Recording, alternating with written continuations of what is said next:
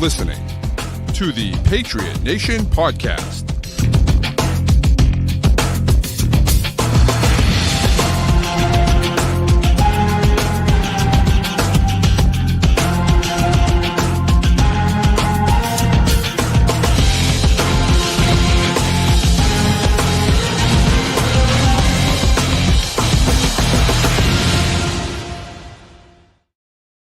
All right, welcome into another edition of the Patriot Nation podcast. Of course, a proud member of the CLNS network of podcasts. Make sure you get in, like, and subscribe to all those shows. This one, of course, but also our basketball ones, our hockey ones. We got a lot of great content out there, so make sure you're following along, liking, and subscribing. For us, I'm Pat Lane, my guy Matt St. Jean with us, and Matt, we are another week into OTAs. And I guess the offense is still struggling. At some point, maybe it's an issue. I don't think it's an issue just yet, but at some point, maybe it's something to talk about. Yeah. First of all, my cat would like to say hi, enjoying the show. Yes, she needed some cuddle time, I guess. It's wide reports here that OTAs have been unimpressive is probably the right word in terms of the offense. Nothing standing out, which I think is to be expected at this point. Defense is ahead of the offense here, and I think just based on the personnel, we knew that the offense was going to be better than the defense this year anyway. I'm not taking away too much, but it does feel notable. I'll tell you what, a front four of Harold Landry, a healthy Christian Barmore, Milton Williams, and Keon White, that's downright scary. Like that's a scary front four. And, we'll see what happens with Keon White if he can put it all together. But if he can, my hope is that he can put it all together in the fact that he becomes more of a don't worry so much about losing contain or doing your job necessarily. Go wreak havoc in the backfield. And I think that that has an opportunity to be really good. We also have Braden Swinson back there. We have, Joshua Farmer back there. So we have a little bit of depth as well, but that front four gets me excited. And listen, here's the thing, right? We hear about these guys wreaking havoc, and I think that makes sense, and I'm excited about these guys. The other part of it is that the offensive line can't really block right now, right? It's not full force blocking. And so, it kind of is what it is, right? And Mike Onwenu is fat, I guess, and isn't playing right now. And, Morgan Moses isn't cleared yet. And so he's not playing right tackle. So or maybe Morgan Moses is cleared, but he wasn't cleared last week. So, from reports, I think Moses and Onwenu have both been in there at points, but they've rotated. So right now on the offensive line, first of all, this is a unit that, while should be improved from last year, I don't think anyone expects this to be a top 10 offensive line in the NFL. It would have to take some serious improvement and some basically hitting a home run on every single option there for this to be a top 10 unit. Yeah. I think if they're a top 20 unit, we're all going to be pretty happy given where they were last year. So if that's where you were starting, they're not hitting anyone. Looks like they got something to say. Yeah, Willow wants to jump in on this offensive line conversation. Who wouldn't? I mean, honestly. It's true. Everyone's got an opinion in New England. But it sounds like Moses and Onwenu, for whatever reason, are only doing part-time with the starters. And it sounds like left guard has been a true rotation of all of the available options. So if you don't have pads, this unit shouldn't be that good anyway. And at 3 different spots on the line, 2 of them being maybe your best 2 spots on the line, you're rotating. I'm not going to expect the line to look that good. I think the bigger question is, do the depth guys know what they're doing? Are they even if they're not doing it correctly, if it's not perfect yet, are they in the right spots? Do they know the calls? That's what I think you're trying to glean from this. Yes, and I think the big thing for me is that if you don't have a left guard you truly feel good about, you don't think Cole Strange is going to walk in day one and be the starting left guard, which I find that hard to believe that he's going to do that. You don't want to move Jared Wilson to left guard because you think that he should be a true center, and you think that will stunt his growth if he plays left guard for a year. Now, again, I don't know if I agree with that, but if that's how they feel about it, then I don't mind them, especially at this time of year, giving reps to a bunch of different guys, Tyrese Robinson and Layden Robinson when he gets out there, and City So, and Cole Strange, and whoever else is out there, right? Wes Schweitzer and all those guys. Give them all reps, right? Even Jack Conley, as Thad mentions, like give them all reps and see who can hold their own out there. And then when July rolls around, you're in a little bit of a better position to feel like, okay, I feel a little bit more comfortable with this guy out there. Now, when the pads go on, maybe that guy can't hack it, but I think mentally he can. And so now let's see what he can do, with everything else. And I think that that's kind of, I like the idea of that approach. Now, I don't know if they're doing that approach or they're just doing it because they have to, because Onwenu's not playing as much. Either way, I like the approach of giving those guys as many reps as possible because they need it. Yeah. But it's also, this is instructional period more than evaluative period. And this is Mike Vrabel's first thing like that with most of these players. So I think this period of camp is going to be about Vrabel finding out how to get through to these guys. For each type of player, who do we like? Who's growing the way we want? How do I connect with them? Especially because left guard really feels like it's going to be an open competition. So, all right, I feel like everyone's going to get a look, and they're probably going to, you do your classroom instruction, your meetings where you're going to say, here's what we want to do. We're going to install it. You're going to look at the playbook, and you're going to figure out what the words mean and where you're supposed to go on certain calls and what the audibles are and all the stuff that the line needs to know. And then you go out onto the field and you see how it translates. The fact that everyone, it seems like, is getting reps with the starters is like, okay, we're going to give everyone a chance to operate in that environment. And if we've seen them all in the classroom and we've seen them all in that environment, now we know how these guys are learning, how they progress, how they grow, what works for them, what doesn't work for them. Some guys are gamers, some guys are classroom guys, some guys got to learn by actual experience. So it gives you that ability to see that, and then just see who's picking up the stuff the best. Let's say you thought it's going to be Cole Strange and Layden Robinson for this, and then you come out and Wes Schweitzer or the other Tyrese Robinson is picking up the stuff the best. Give them a chance to go earn it and see how they perform. True. And then we put the pads on. And I mean, really not even July. That's almost like an August thing now because they have to wait so long before they can put the pads on. See how they actually handle the physicality of the game. See how they handle the preseason games and go from there. Yeah, I totally agree. And I think, Nelson makes a point, which I think is very true, that this defensive line is going to push the offensive line to be better. And I agree with that. I think, interestingly enough, and I forget if I was listening to Catch 22, if I was listening to Tommy Curran's podcast. Either way, someone was talking about how Keon White is like the perfect matchup for Will Campbell because it's exactly what you think Will Campbell is going to struggle with. Pretty explosive off the line, long as hell, right, and powerful. And so if he's going to be going against – now, Keon White is not exactly a tactician, right? But, that's okay that he's not a technician. Tactician, I don't think is right. Technician is what I'm looking for, I believe. He's not exactly a technician out there, right? But that's okay. I'm more worried about when a guy gets out there that's freakishly long and quick off the ball and has power, how does he deal with that?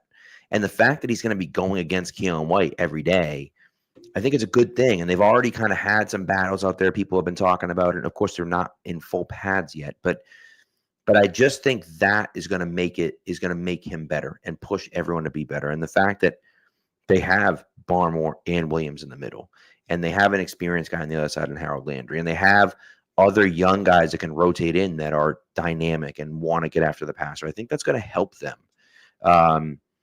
We saw it last year. I mean, last year they couldn't block anyone, right? And we had that OTA, not OTA, joint practice against Philadelphia, and it was a joke. It was a joke, right? And of course, Philadelphia had maybe one of the best defensive lines of all time, but still, you couldn't block anyone. They haven't been able to pick up a stunt in years, And so it's like that type of stuff for me is like we have to get that figured out. And so the hope is that they can face enough of that this off season and they can coach them up well enough to get them ready for that. Now there are people that don't like Doug Marrone as an offensive line coach and wish Scott Peters had stayed or wish they had hired someone else. And I get that and I respect that.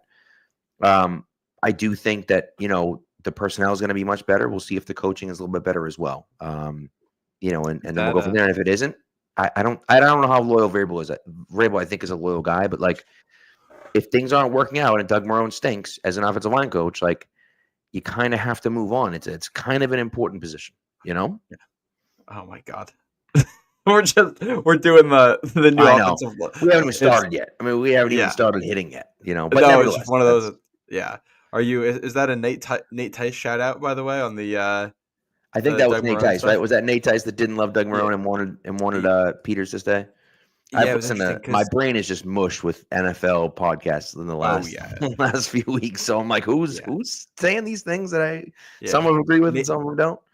Yeah, I sent it over to Pat. Nate Tice and some of the other guys, I think it's at Yahoo now, did a podcast breaking down all the young quarterbacks, the year 2 quarterbacks, right? What they think. That's what was in it. You're right. Yeah, what they think of their year 2 stuff. And the segment on Drake Maye was very interesting. Nate Tice pointed out that he actually liked a lot of Scott Peters stuff last year. And it's basically like he thought Scott Peters was getting the most out of that group, and he just thought the players were not very good. And he's not really a Doug Marrone fan, which I will also like. That's to me very much an open question on what Doug Marrone's going to be. He's experienced. Is he good? I don't know. I mean, the track record is nothing spectacular with him with the offensive line.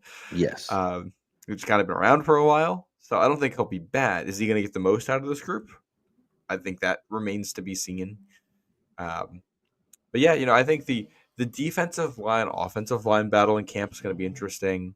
I think this is something you look at the last 4 or 5 years, and we've had stretches in camp, particularly in joint practices. Forget last year, but in previous years, where the offensive defensive lines, they're going at each other in camp, and things looked good.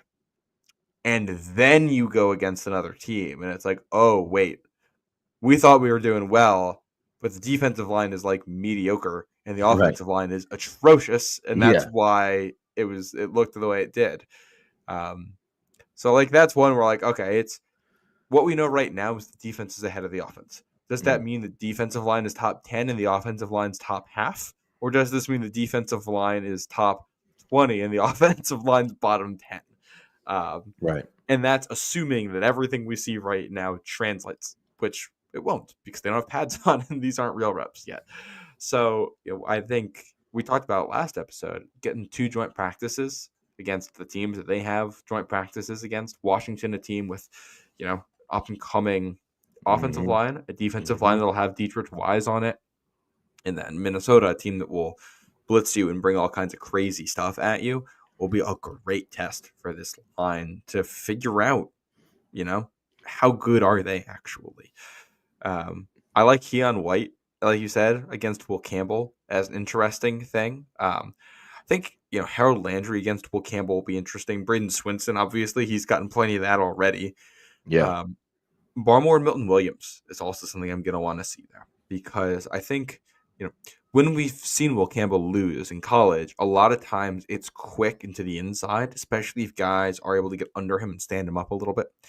And 2 quick power rushing defensive tackles in Milton Williams and Christian Barmore those are guys who are very good at what they do. So how does Will Campbell handle that? If he's able to handle guys like that, that is going to make me very optimistic about his future because to me, if he can handle them, even if long-term he doesn't end up sticking at tackle, that shows, okay, he can be a very good guard. If you can block guys like that, the worst case for you is probably going to be a very long, very successful career at guard in the NFL. And we talked about left guard is open right now, and that's a competition. And obviously we don't want Will Campbell to end up there. But if he stabilizes it, it's better to have, like, you're drafting him because you feel like he can be a starter at some spot on the line. And then, Mike Onwenu, you mentioned it before. Tommy Curran on his podcast mentioned that he thinks Mike Onwenu might need to hit the sauna. There have been previous times when he has showed up to camp overweight. This is the only report on it so far, so grain of salt, I think so at this point. But maybe right guard is not as solidified long term as we may have expected. Yeah. And that would be concerning, obviously. Right. And, he got his contract last offseason. And so you wonder, like, they're not going to be able to get out of it this year. Maybe they can get out of it next year, but they're not going to be able to get out of it this year without taking a huge, a huge dead cap hit. And so, you just hope. And also, he should be your best offensive lineman. And so, that's concerning. And Tony just mentions here that Bedard said he looked overweight as well. So, that's two people saying it. Yeah. So that means, like, I couldn't tell from what Tom Curran was saying if it was an observation that he looked overweight or if he was hearing from someone that they weren't happy about his weight. It was very hard to tell if it was a report or his opinion. Yeah. But if there's two people saying, hey, he looked overweight, you add in the history of stuff, and it's May, Right. So it's not real for another 2 months. There's plenty of time to get yourself into shape. And I'm not going to get upset about it unless the coaches are upset about it. But still, the coaches could be upset about it. Correct. And I think that's concerning. And so we'll see. And ultimately, Vrabel's going to have to make a decision about the culture in his locker room, the culture he wants in his locker room. And if this guy who's supposed to be your best offensive lineman is supposed to be a leader, he's going to show up overweight and isn't going to put the time in. Because if you show up, I'm sorry, you're an NFL player. If you show up overweight, that means you're not committed. That tells me that you're not committed to being the best player you can be. Because I understand it's only May, but, it's almost June. And then right after June is July, and that's training camp. And if you're not ready now, at least close to ready now, then what have you been doing all offseason? Right? And how bought in are you? And then now other people see that and they start acting the way that you're acting. And this is and that's something that I think, he's going to have to squash. And then that becomes an issue. And when it's your best players, like Mike Onwenu, that's an issue. Now, to segue into another player,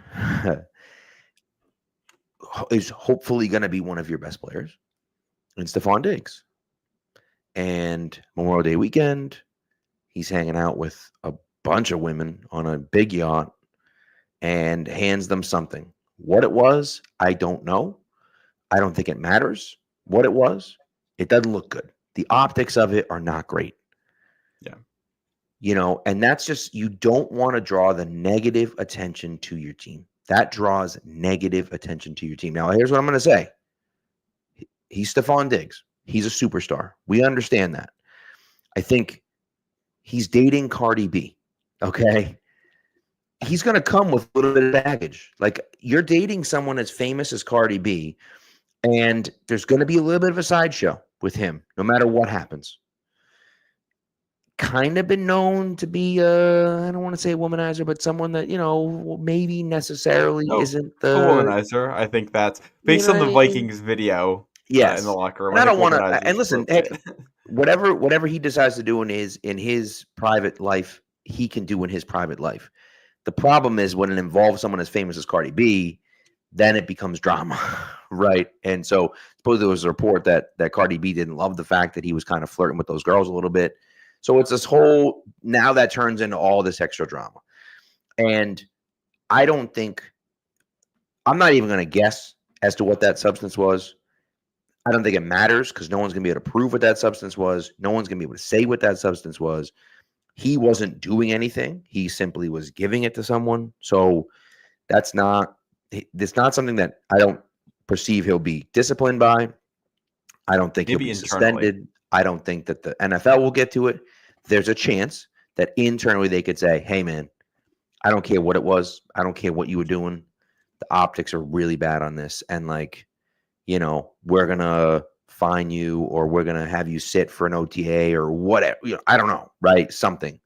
But we don't like it, and I wouldn't be surprised if they made that known. I thought that Vrabel did a really nice job when he addressed it, basically saying, we want to make good decisions on the field and off the field. We want to be a team that makes good decisions. We don't want to make bad decisions. We want to make good decisions. without saying it, like clearly that was a bad decision. And like you're always being filmed. Something like that's always happening. Like let's not be dumb and let's be smart. And I think that's it wasn't a good look. I think it's nothing to flip out about. Again, it's not like a league mandate's going to come down or anything like that, I don't think. But to your point, when Adam Schefter comes out and is retweeting it, and when there are reports in newspapers and magazines that Cardi B's upset about it, and you're like, okay, well now it's like a little bit bigger than nothing. It's not like the biggest thing in the world, but it's not nothing either. And that's you're paying for a little bit of the sideshow with Stephon Diggs, but like we got to try to keep it to a minimum. Yeah. I will say with him, when we talk about sideshow with Diggs, it's never actually been anything like this. The sideshow has always been on the sidelines. It's been that kind of antics, that stuff, or wanting the football, things like this. This is kind of brand new for him, this particular type of thing. So it's going to be interesting to see how they handle it. Obviously not the best look in the world.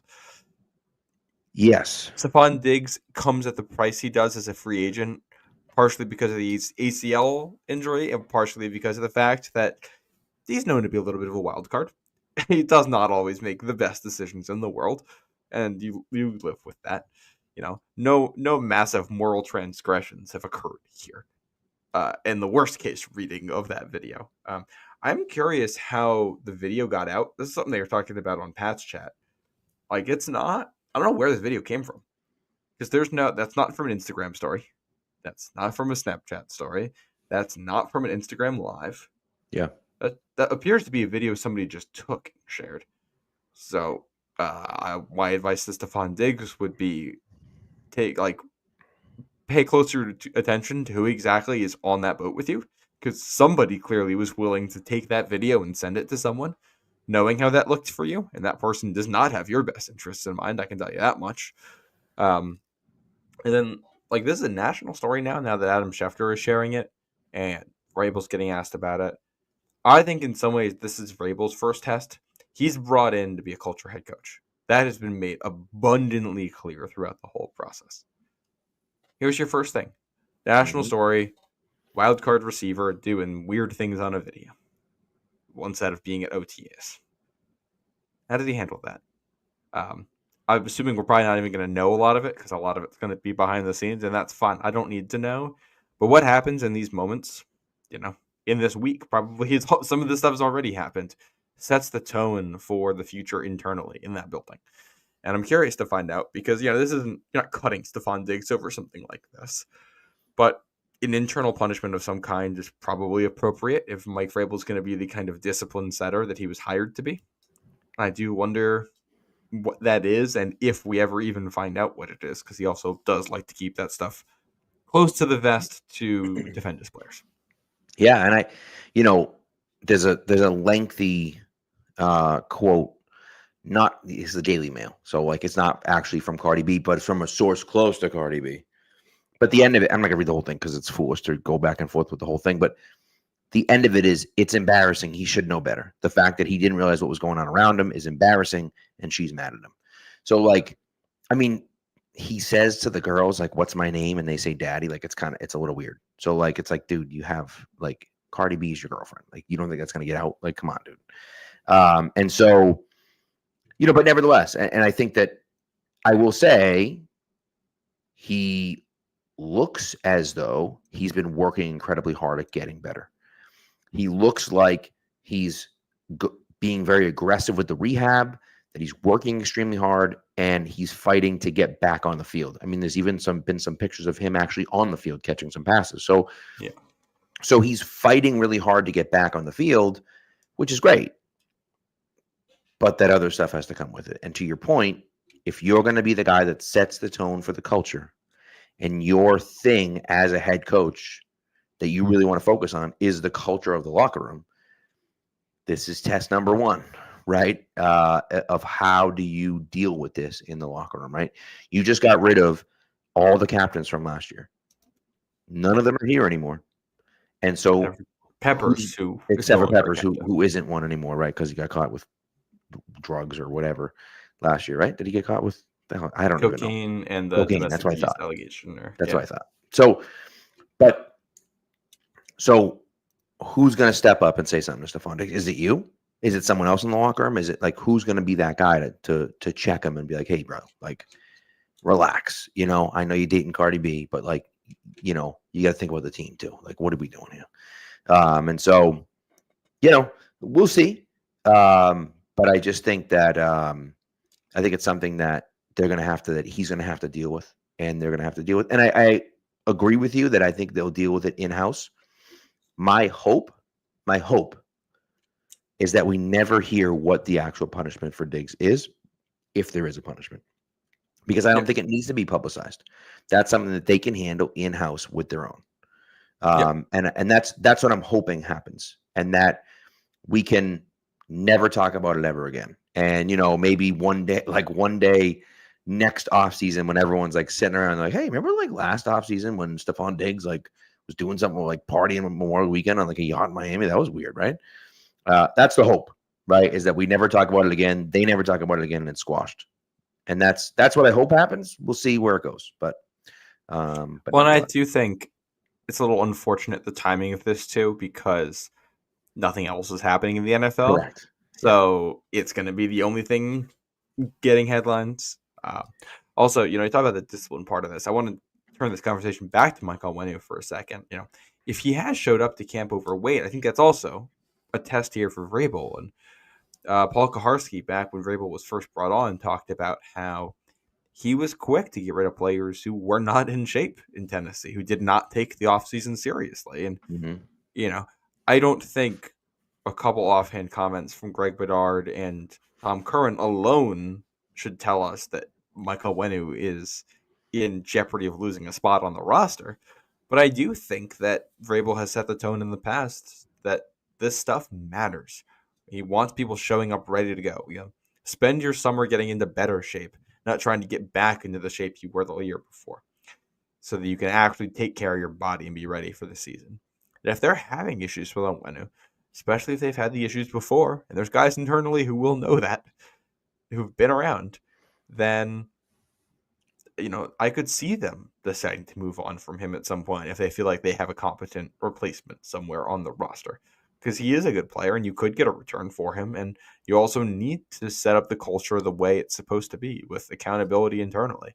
And then also, you know, whether or not we think it's a good move, Mike Vrabel has done this regardless of what people on the outside think.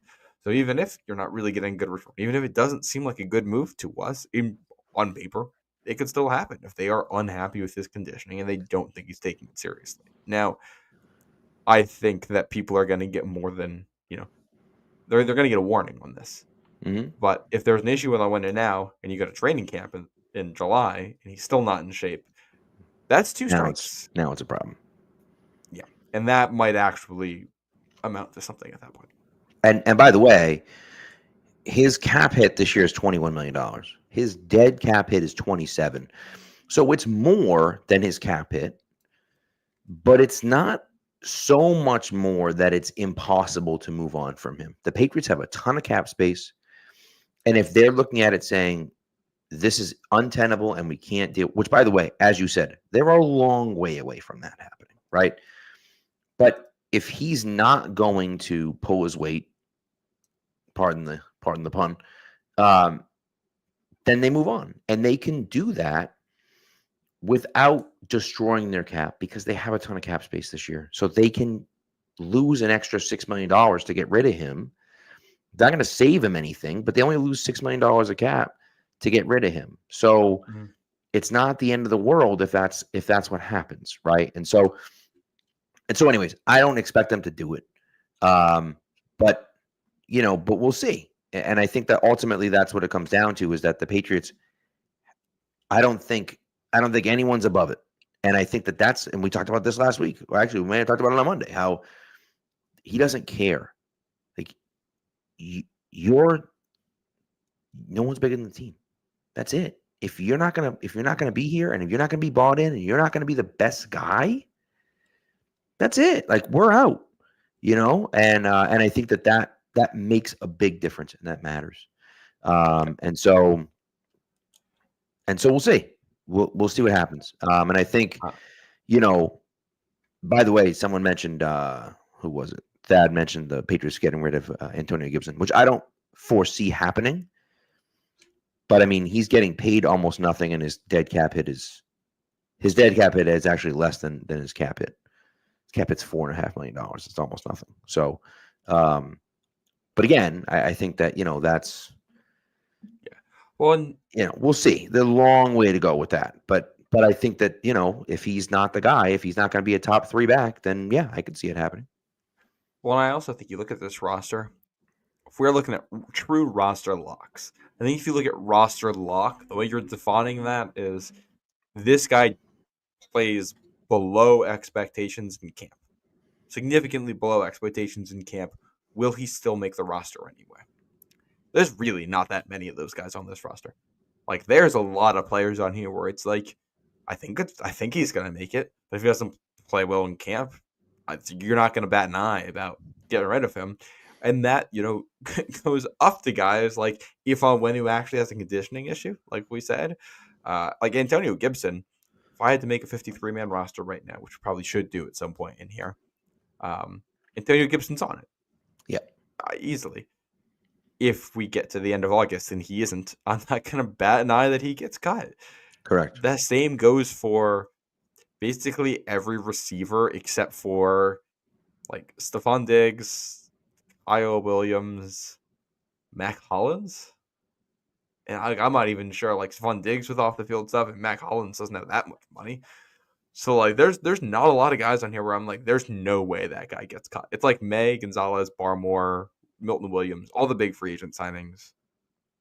But if we're going to use the strict definition of roster lock, there might be less than 15. Yeah, I would agree with you. And again, I think guys like Run Riot's not happy with us, but that's okay. I think guys like Kayshon Boutte and Antonio Gibson will be on the team. If I were picking a 53-man roster right now, they would be on my 53-man roster because I think that they both played well last year. I think that they both have roles here.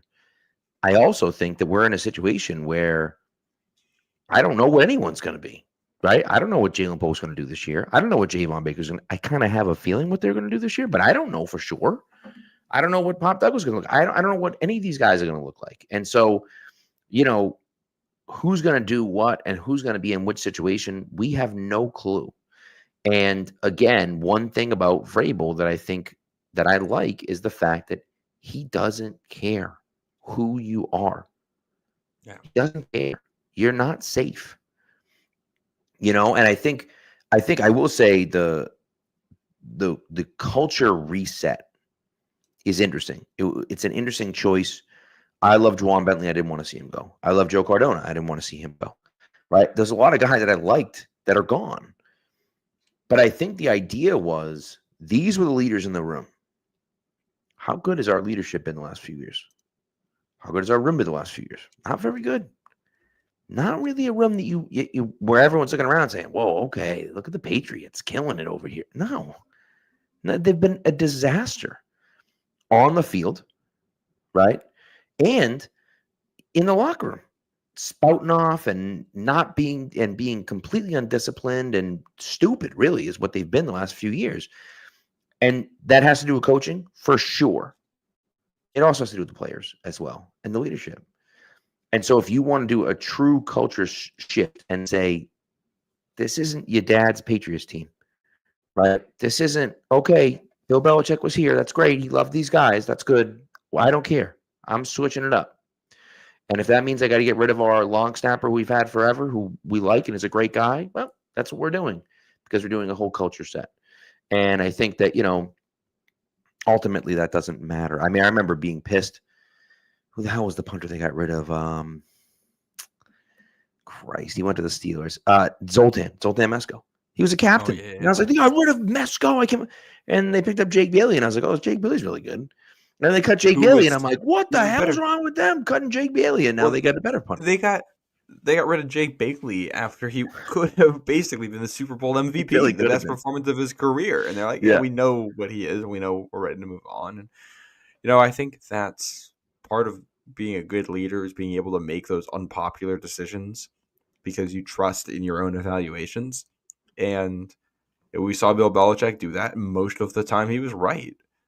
And Vrabel seems to be the same kind of guy. Any coach is going to be that kind of guy, but like there's a lot of guys on this roster where I feel like there's between like a 60% and an 80% chance that they're on the roster. Yeah. And that means that like a third of those guys won't make it. Right. That's true. So we'll see. Anyways, Dad was asking me if I meant Ryan Allen. I did not mean Ryan Allen. I did. Oh, maybe Ryan Allen. Did Ryan Allen come in after Mesco? And then they went to Jake Bailey? And now I'm getting my order with the punters. I just remember Mesco was a captain and had been a captain at Michigan. And I was like, yeah, Mesco, and they got rid of him. And I was like, what? How do you get rid of Sultan Mesco? Because he was there for the Super Bowl against the Giants, the second one.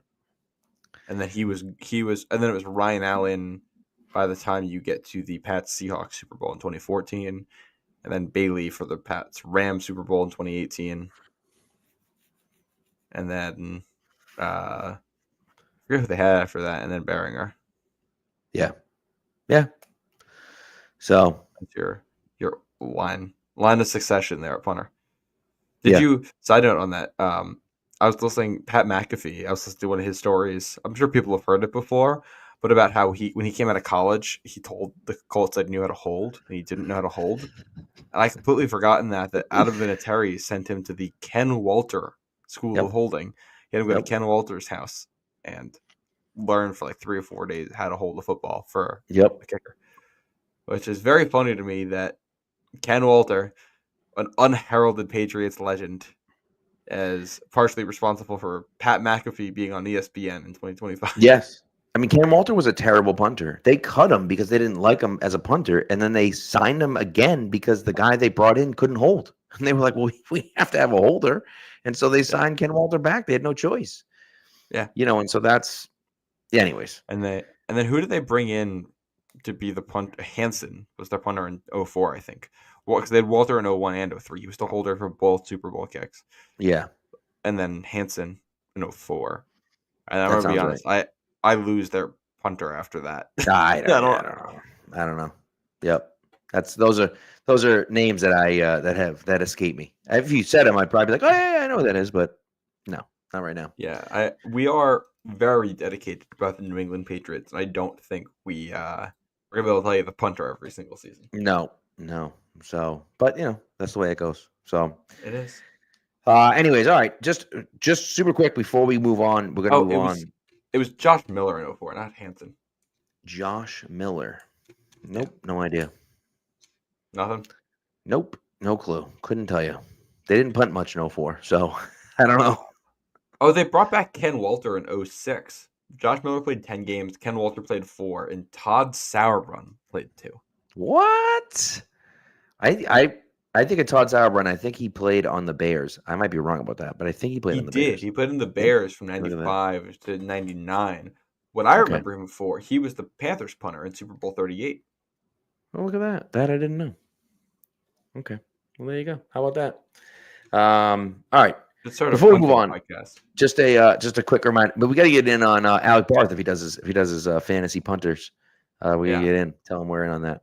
Anyways, just before we continue, just a reminder, if you could like and subscribe to the show, comment on the YouTube, download, subscribe to the YouTube. We'd appreciate it. And do that with all the CLNS shows as well. So a lot of great content out there, a lot of good shows out there.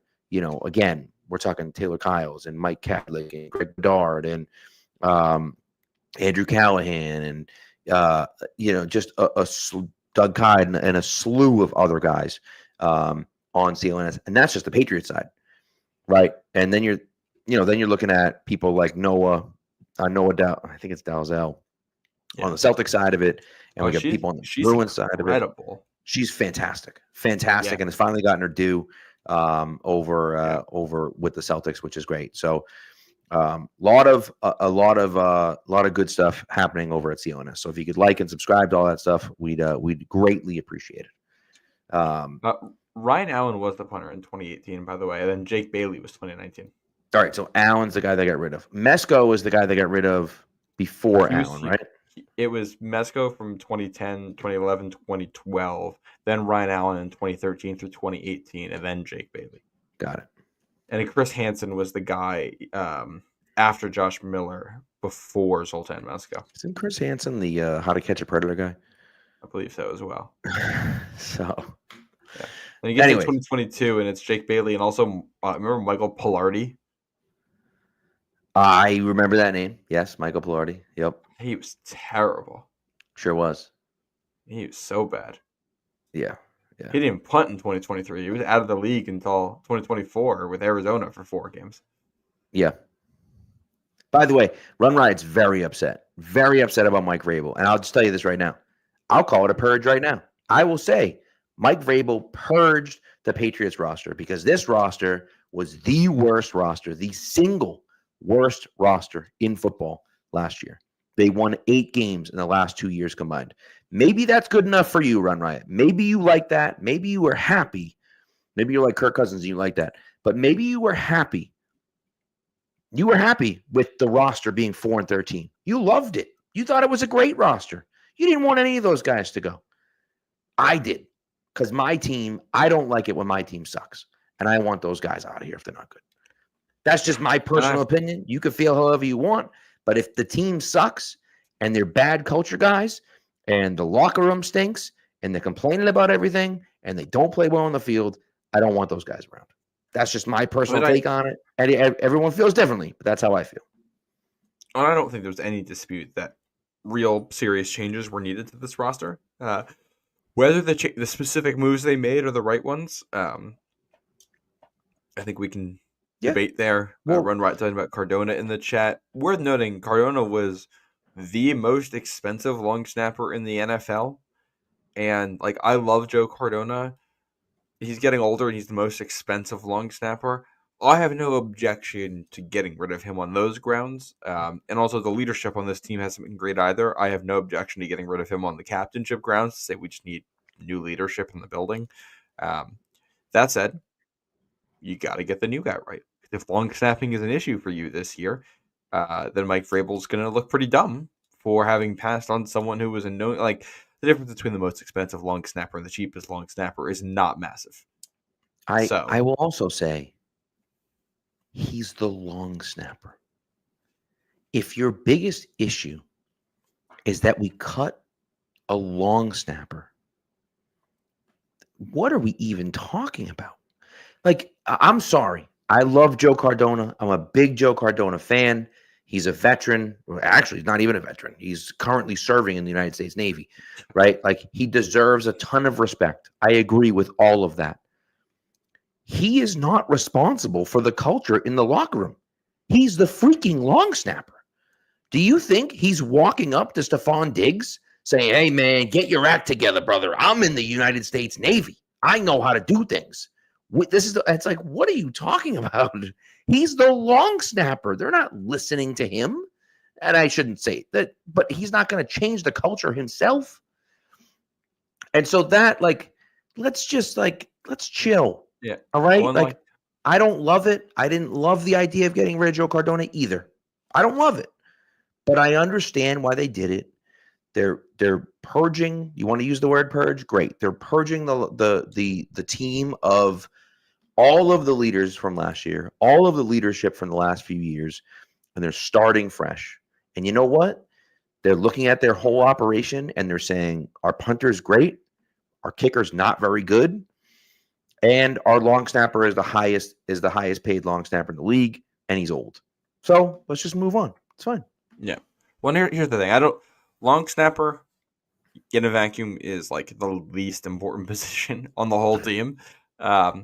That said, team's probably going to play a lot of close games this year, and if you lose a close game in part because the long snapper messes up a snap, the new one that you drafted, like it or not, that is going to cause headlines. Especially if the team overall is not playing well, you're going to get a story that's like, hey, we got a perfectly good guy on the roster that you let go for absolutely nothing for a rookie that you decided to draft to now cost you a game. Explain yourself. And there's not going to be a great explanation for that because I don't think the move was made for on-field performance reasons. It's made because you're trying to have new leadership in the room. Right. Clearing for new growth. and that's going to show itself in much smaller ways. You're not like you're going to see that in very small ways all throughout the season in the little moments. That's where that makes a difference, or in player Yeah. development. So you're never going to have a moment, probably not, you can point to and say, here's what cutting Joe Cardona got us. So it's a, from a PR perspective, it's a riskier move for your organization because there's essentially no benefit you're ever going to get from it. And at any point, it could blow up in your face as a really embarrassing loss. That said, as long as the new guy doesn't mess up, it's going to be totally fine, and no one's ever going to think about it after this season. If So Julian Aspie is really good, no one's ever going to know his name. he doesn't Like have to be really that's good. He just has to. He's to like not mess up the snaps. As long as right. every snap gets to the holder. If the kicker's missing kicks because the kicker misses them, and not because the snapper had anything to do with it, you're not snapping it over the punter's head. Who cares? Like it's not. Right. No one's ever going to notice this. Yeah, and that's kind of it just is what it is. So let's just move on from the whole thing. Hey, listen, I understand. Listen, you want to be upset about the way Vrabel's handling things and the way the leadership has been handled and so on and so. That's fine. If you want to sit there and say that Vrabel wants his guys in there because he wants to run this his way and he thinks that he knows what the culture looks like, yeah, you're probably right. That's what they did, right? They got rid of Juwan Bentley. I think Bentley didn't really fit what they want to do on defense anyways, but like they brought in Robert Spillane and then they brought in Jack Gibbons, who's a Tennessee guy. He's a Vrabel guy. So it's like they brought in a ton of Vrabel guys. That's what they did. Yeah, I think it makes sense. That's what they're doing. And it shouldn't be surprising that they did that. And again, there's no one that they got rid of. I love Juwan Bentley. I loved him. But there's no one they got rid of that I'm sitting there saying, man, I don't know how they're going to move on without that guy. And by the way, speaking of Joe Cardona, and because we already talked about Ryan Allen, we got rid of Ryan Allen, and we were like, Ryan Allen could have been, as you said, the MVP of the 2018 Super Bowl. He could have been the MVP of Super Bowl 53. He was incredible. And then he sucked when he went to Miami. He was awful when he went to Miami. And so, like, the next year, he was terrible. And he bounced around the NFL. I think he's out of the league now. So, like, that's a guy that, you look at it and you're just like, man, he was really good. And, no, that's not great. But nevertheless, that's the other. All right, let's talk about one other guy. Let's move away from this. We'll talk about one other guy. Speaking of former captains, that was released, David Andrews. Now, again, this was one where we questioned. They're doing a culture reset. That's interesting. David Andrews is out the door. Now, I don't think, and in my opinion, and again, I might be totally wrong about this. I might be 1,000% wrong about this, and maybe it's completely me. I don't think there was ever a situation where he was going to ever play anywhere else. They cut him. They cut him on like a Tuesday, and then he was at the Patriots draft party on a Saturday, like less than a week after being cut. So, like, this wasn't a situation where it was like, hey, we don't want you anymore. See you later. He's recording a live podcast. And maybe actually, I may have it backwards that he was recording a live podcast like the week before he got cut. But then they did another event and he was at that event too. And it was like, wait a second, like, hold on. This is like, he's at these events after being cut. I don't think there was ever a situation where he was going to go anywhere else. And I think they kind of said, like, he was like, hey, I'm probably done. And they were like, hey, we don't really feel comfortable with you where you're at. Listen, if you want to try to rehab and come back, you can try that. Maybe it's on the table, maybe it isn't. But if we cut you, then maybe there's some sort of benefit from him retiring when he's cut. I'm not sure of that whole situation. But nevertheless, I think that was interesting to me, right?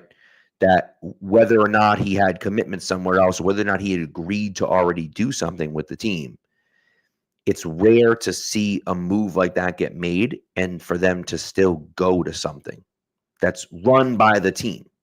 Right now, I heard a really cool story about Karl Anthony Towns and how Towns, when he was traded from Minnesota, was going to had promised a beat writer that he was going to go to his kid's soccer game or something like that.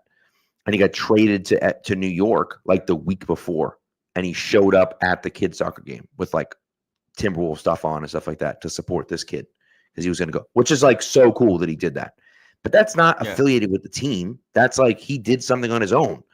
If he gets traded, they're not going to do an event and he's going to be there. That doesn't make any sense. It's run by the team. So, anyways, I that was my personal take on it. But I guess you can give your take on it. But clearly, he's, in my opinion, will be wearing a red jacket at some point. He was incredible. I still think the way they handle the David Andrews stuff is kind of bizarre. Looking back at it, the timing of the cut still makes absolutely no sense to me. You should either be cutting him before free agency even starts, or after he has actually stepped foot on the field for you and you've gotten to see what playing shape he's in. Cutting in that in-between period to me is just really weird unless something happened in that time span. If everyone involved thought he was going to retire, you probably could have just kept him on the roster, let him retire now anyway, and there's really no difference in that. I don't love the way that's been handled, and I have no objection to having new leadership in there that Vrabel wants to. I don't necessarily love the method of how they've gotten there. I didn't love when they cut Andrews, didn't love when they cut Bentley, and I didn't love kind of revoking Slater's access. Those three to me were ones that stood out as kind of I have no objection to doing what you're doing, but doing it the way you're doing it. If you don't want Slater to be a coach, that's fine. Why are we kicking him out from the building or whatever it was? And then the other two, just cut him before free agency. Just give him that opportunity. Yeah. That said, I don't think it's a super big deal with Andrews because I think it's likely that he was probably going to retire anyway, given the timing of everything. And, he's a Patriot for life. He'll always go down as only a Patriot. He's not just a Patriot, but a champion, truly emblematic of what it means to be a Patriot in so many ways.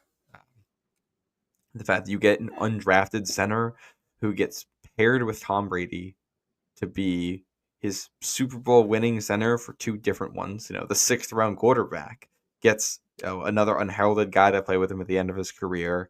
And then his ability to transition this team into the Cam Newton era, into the Mac Jones era, into the Drake Maye era has been fantastic. Great leader, great person, seems to treat everyone with kindness, dignity, respect, well liked by everyone for a reason. He'll go into the Patriots Hall of Fame someday, as he should. That's exactly the type of person that you want to be a Hall of Famer for your team. Someone who not just, he's a champion. He's played well for you. He's been a great player for you for a long time. And he's emblematic of all of the other things that come with being a New England Patriot. And I'm happy that he gets to retire as a Patriot. And, that he can go into his media career here, where I think he's also going to be pretty successful with what he's done. And his life after playing professional football, whatever that entails for him. I wish him nothing but the best. Yeah. And, he has a successful podcast himself as well, which I think is interesting. And, if you go back to that 2015, right? 2014, they have Brian Stork at center and they win the Super Bowl with Brian Stork at center. Another rookie. In 2014, and then they sign Andrews as an undrafted free agent in 2015, and he ends up playing some of the season because Brian Stork is hurt. And then, of course, he takes over fully in 2016 is when Andrews took over fully. But it's just interesting that Stork was their starter for that playoff run, and then started taking over. after Stork got hurt, and then of course took the job in 2016 totally. But just interesting, and the story behind him is great. And you're totally right. Like everything I've heard is he's just the nicest guy. And so anyways, it's sad to see a guy like that go. Of course, it's a situation where the timing of it, as you said, is a little strange. It's just kind of like, why are we making these decisions right now? I don't know. I wonder if, they were on the fence about what was going to happen and what are they going to do and who are they going to draft. And they just decided, like, we like this guy, Jared Wilson. We think that he's going to be our guy. And so we're going to draft him. Or they had enough guys in the draft that they liked. Bradbury, don't forget, I think Bradbury got cut after David Andrews and then came here afterwards. So it's not like Bradbury got cut and they were like, oh, we can cut David Andrews and sign him now.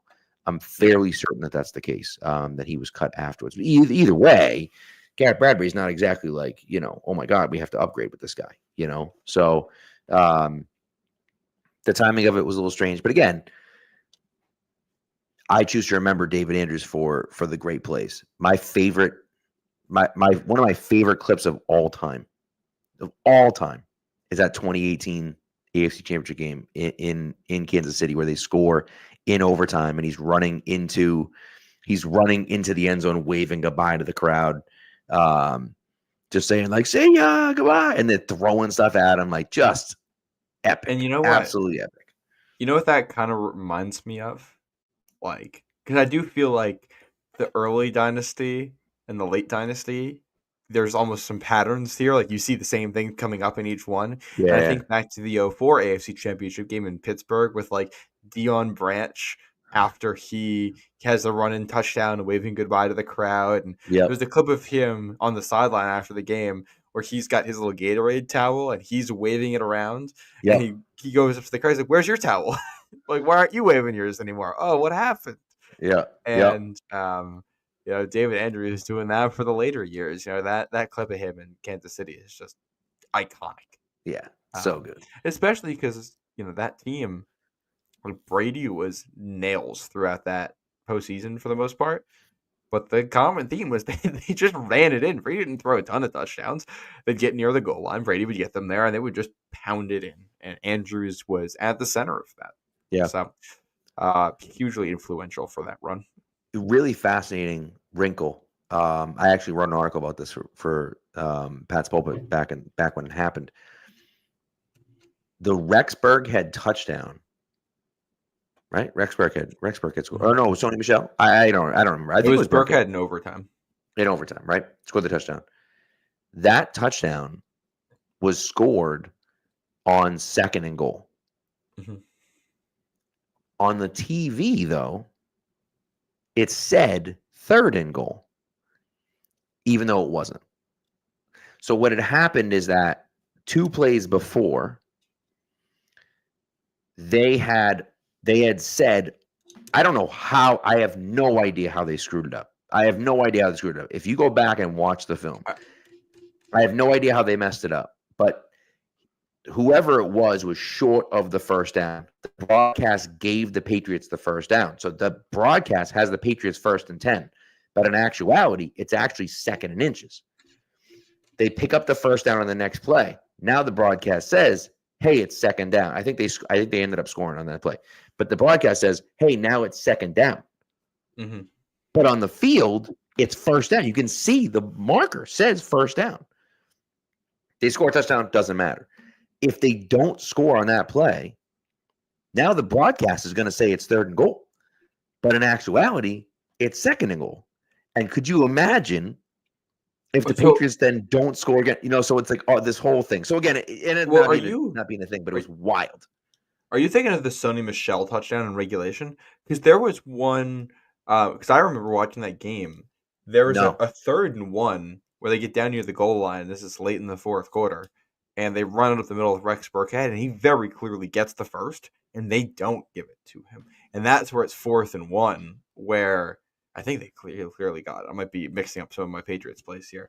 And then Michelle runs it in from like the 10 take the lead. And with 3.5 minutes left, which we thought was going to be, the final score of the game and the game-winning touchdown. No, I it was rewatched it was the actual game winner, and it's just like I've never seen it happen before, ever, never on a football field before. But they had it wrong, so you could see that just the way they shot it, you could see the down marker said first down, but on TV it said second and goal. On the And I was like, official, I was just reading the official game log. It had second down for the touchdown. yeah, So but it wasn't. Maybe the on-field marker was wrong. Maybe he just didn't update it. I mean, that's a possibility, but Yeah. I don't know. Either way, it was like on the field, it said first down and it said second down on the TV, which is so bizarre. So, anyways, speaking of things like that. By the way, one thing. My dad texted me. 2002 in 2002, 2001 in Pittsburgh. Willie telling everyone to cancel their reservations because remember the Steelers had made their reservations for New Orleans. Bags are packed and everything like that. And he's like, cancel your reservations. And the big thing was they had their bags like outside the locker room, so when the Patriots were coming in, they could see, oh, you literally have your bags packed for the Super Bowl, like in viewing distance. Yeah, like you're just showing that off. Yeah, that's my favorite. My favorite clip is Gil Santos, where he's like, despite all the prognostications of doom, the Patriots have showed up and will play in the AFC Championship game today against the Steelers. I'm like, well, they will take the field against the Steelers. Great. Yeah, that's. I love Bob Sosey. It's just he had literally the biggest possible shoes to fill. yeah, and he's done a great job, but it's like it's Gil Santos. Very good. It's tough, Nobody's Gil Santos. Yeah. One other Patriots play. Speaking of weird down and distances that I always remember, we're going way back here. The on Cincinnati game, Sunday Night Football 2014. Okay. Opening drive of this game, which people remember because the Pats just immediately set the tone and went down the field and scored a touchdown. But the Pats got inside the Cincinnati 5, and they had a 3rd and 1, and they ran it up the middle for what was very clearly 1.5 yards. And the refs just put the ball back at the line of scrimmage and didn't give them any yards. So it was 4th and 1. And before, if they challenged it, they would have won. But Brady just got them right back to the line and snuck it. It got 3 yards on the sneak or something. Or he got 4 yards on the sneak, and it didn't matter. But it was one of those. It was always like what in the world are you seeing in this spot? Yeah, that's funny. Yeah. But yeah. So, anyways, all right, this was fun. I think that's it though. Listen, don't overreact too much to the OTAs. Enjoy it though. This is what we do. This is what we got to do. What are we gonna do? We get nothing on the field. We got to talk about something. So, we're gonna be back. We're working on getting a big guest for the start of our 21 years, 21 straight games. That's going to start next week. Mm-hmm. We're working on getting a big guest for the first episode. So next Monday, tune in. It's going to be the start of the series. Again, we're going to do we're going to go through all 21 games. The plan is to do 2 games per episode. Yeah. And so, we're going to go through each game, and it starts obviously in 2003 against Tennessee. And so we'll set the stage for you. We'll kind of go from there, and it'll be some it'll be some fun. So I'll pull up the schedule for you guys because so for next week, we're going to be on Monday. We're going to be talking about Pats Titans. Patriots. Mm-hmm. Obviously, they win all these games. And then right after that was Patriots hosting the Giants, which people may remember as the Matt Chatham fumble recovery game. And then later in the week, the Thursday show, we're doing Pats Dolphins overtime thriller and a much less thrilling game, Patriots Browns 9-6 final score. Who, by the way, this guy on the field for that game. So so pretty cool. To relive for you. Yep. So we'll be going through all of those and a lot of great games in here. We're gonna go through just to relive the good old days. We'll have some fun with it. Yeah. So enjoy it. It's gonna be a lot of fun, and so make sure you're tuning in for that. And again, like and subscribe here if you could. That would be great. Definitely would help us out. So we appreciate that. And thank you so much for tuning in. As always, we appreciate the chat. Even if you don't agree with us or you're mad at us or whatever, or you want to yell at us, that's fine. We appreciate you being here anyways. Thank you. Be good to each other and go Pats.